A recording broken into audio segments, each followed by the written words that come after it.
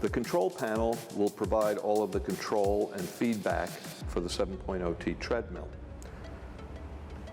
Pressing start will start the timer, but the belt will not start yet. Right now the belt is locked, and that is for safety. To start the belt, we press the plus key to go forward or faster, and at this point we can see the speed is being set, and this shows the actual belt speed. So as we're walking, we can see that we're able to see the time, we can see the speed. As the distance increases, we'll see that. We're also showing when this light is lit, we can see the pulse here, METs, calories as it just switched, and the pace, which is how many minutes per mile. We can change that lower data display by pressing the display key. We've now switched to this one being cadence, steps per minute. And we're looking also at the symmetry, which is a step length. So my left step length versus my right step length. They are both at 12 inches each, which is a symmetry of 0. If the patient has an asymmetrical gait, the length will be shown here, 12 inches versus 8, a 40% left side difference in symmetry, and we also get a data feedback on the graphic display that shows the left side symmetry is longer. Okay, the incline key is over here, and we can switch between incline and decline. Right now I'll press the incline key, going to 2, and now the front will raise. If I press decline, the front will return back to 0, and now my keypad is controlling the decline. We have a separate motor in the rear for decline. We press 0%, and it'll return back to 0. The same thing with speed. We are now going forward, and if I press reverse, the belt will stop, and now I can set the reverse speed. If I press this, now the belt will go backwards. And in this case, I could still measure symmetry, even though the belt's going backwards. Other functions of the treadmill, if I press stop now, it'll pause, the belt will stop, the timer will stop, and you're paused.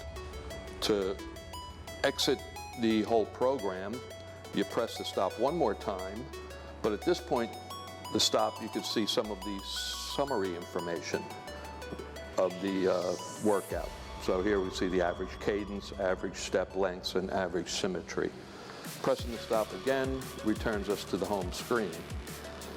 One of the difference features that we have on the treadmill is a deck lift. Since we have a front and rear motor, we're actually able to raise the entire deck.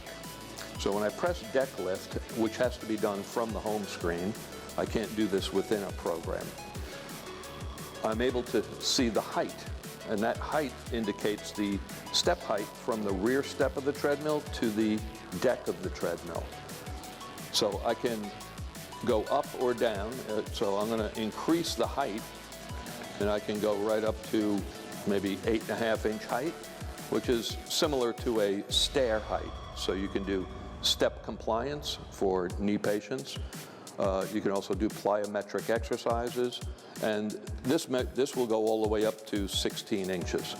We can also use this as a simple unweighting system where you can put a hook in the ceiling and you can connect the patient in a harness to the hook and be able to then lower the deck until the patient is unweighted, which is a nice little feature to have.